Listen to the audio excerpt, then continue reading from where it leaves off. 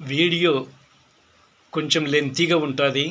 చాలా సమయం తీసుకొని మొత్తం పేపర్ మీద రాతపూర్వకంగా రాసి పెట్టినాను. ఎందుకంటే నలుగురు చాలా ఇంపార్టెంట్ పర్సన్స్ వారి గురించి ఇప్పుడు నేను మీకు తెలియజేయబోతున్నాను. బేజారు చేసుకోకుండా వీడియోని చివరి వరకు వినవలసినదిగా విజ్ఞప్తి చేస్తున్నాను. బ్రదర్, నేను నీ దృష్టికి ఒక విషయం తీసుకొస్తున్నాను. జీవితంలో గుర్తుపెట్టుకో. నేను ఇప్పుడు చెప్పబోతున్నటువంటి ఈ నలుగురిని వేధించకు, బాధించకు, వారి కళ్ళల్లో కన్నీరు చూడకు. ఆ నలుగురు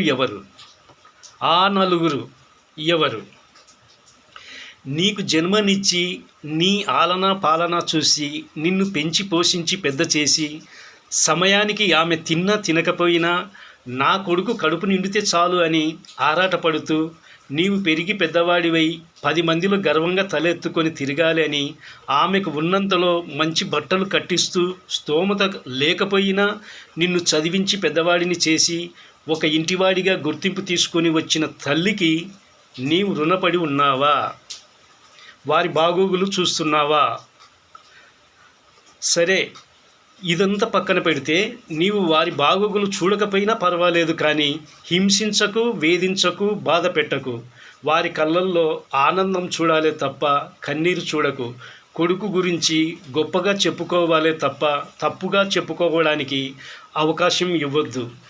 ఇక రెండో విషయానికి వస్తే, నీ తోడబుట్టిన నీ చెల్లెలు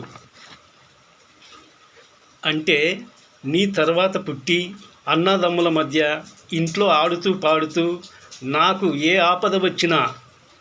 ఆపద ఎదురైనా తల్లిదండ్రుల కంటే ముఖ్యంగా నాకు మా అన్న ఉన్నాడు చూసుకోవడానికని అన్నదమ్ముల మధ్య పెరిగి పెద్దదై తల్లిదండ్రులను అన్నదమ్ములను రోజుకు 2 సార్లు శుభ్రంగా పెట్టుకుంటున్నటువంటి ఇల్లు వాకిలిని విడిచిపెట్టి ఎక్కడో దూరాన ముక్కు మొగము ఎరుగునటువంటి వ్యక్తికి పెళ్లి చేసి పంపించేస్తాం, చేతులు దులుపుకుంటాం. కానీ తల్లిదండ్రుల మధ్య అన్నదమ్ముల మధ్య నా ఇల్లు అనుకొని ఇంట్లో పెరిగిన జ్ఞాపకాలు అక్కడ అమ్మాయిని వెంటాడకపోతాయా? అటువంటి చెల్లెలకు కనీసం ఏ పండగ పబ్బానికో ఏ మంచి రోజుకో పిలిపించుకొని తిరిగి గత జ్ఞాపకాలను గుర్తు చేస్తూ నీకు ఉన్నంతలో విచారించు. అప్పుడు అదృష్టం కూడా నీ తలుపును తేనెతిట్టులా పడుతుంది. అంతేగాని ఆ అమ్మాయి కళ్ళల్లో మాత్రం కన్నీరు చూసేలా నీ పరివర్తన ఉండకూడదు. ఇది గుర్తుపెట్టుకో. ఇక మూడో విషయానికి వస్తే, నీ భార్య ఎక్కడో నీ ఊహకు అందని దూరాన మారుమూల ప్రాంతంలో పుట్టి పెరిగి దేవుని ఆజ్ఞ మేరకు నీకు భార్యగా పెద్దల సమక్షంలో నీ ఇంటిలో అడుగు పెడుతుంది. తల్లిదండ్రులు కొడుకుగా నీకు పలానా విషయమై పలానా ఊరికి వెళ్ళి ఈ పని చేసుకొని రాప నాన్న అంటే ఇల్లు వాకిలి విడిచి బయటికి వెళ్ళవు. అటువంటి నీకు తన రక్త సంబంధీకులను బంధుమిత్రాదులను విడిచి ముక్కు ముఖం తెలియని నిన్ను నమ్మి నా సర్వస్వం నా భర్తే అని నీ అడుగులలో అడుగు వేస్తూ ఊపిరి ఉన్నంత వరకు తన సర్వాన్ని నీకే అర్పించుకొని నీ భార్య కళ్ళల్లో కన్నీరు చూడకు. ఇక నాలుగో విషయానికి వస్తే, నీ కన్న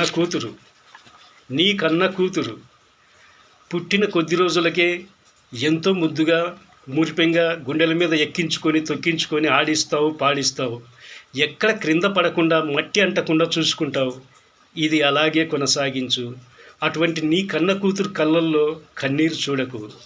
ఇంత చెప్పిన నాకు, ఇంత విన్నా మీరు తిరిగి ప్రశ్నించవచ్చు, నీవు వీరిని మంచిగా చూస్తున్నావా అని.